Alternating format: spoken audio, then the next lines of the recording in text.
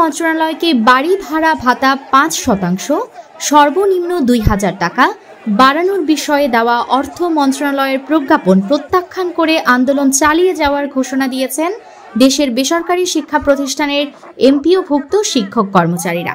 রোববার ১৯ অক্টোবর অর্থ মন্ত্রণালয়ের আদেশ জারির পরপরই এ নিয়ে এক প্রতিক্রিয়ায় এ ঘোষণা দেন এমপিওভুক্ত শিক্ষা জাতীয়করণ প্রত্যাশী জোটের সদস্য সচিব অধ্যক্ষ দেলোয়ার হোসেন আজিজি। নিজের ফেসবুক আইডিতে দেওয়া পোস্টে তিনি লেখেন, ৫% বাড়ি ভাড়া ভাতার প্রজ্ঞাপন আমাদের আন্দোলনের প্রাথমিক বিজয়, কিন্তু ২০% বাড়ি ভাড়া, ১৫০০ টাকা মেডিকেল ভাতা এবং ৭৫% উৎসব ভাতার প্রজ্ঞাপন জারি না করা পর্যন্ত আমাদের সব কর্মসূচি অব্যাহত থাকবে।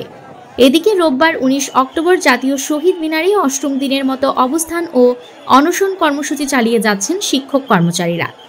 বাড়ি ভাড়া ভাতা ২০%, মেডিকেল ভাতা ১,৫০০ টাকা ও উৎসব ভাতা ৭৫% বৃদ্ধি করে প্রজ্ঞাপন জারি না করা পর্যন্ত আন্দোলন চালানোর হুঁশিয়ারি দিয়েছেন শিক্ষকরা।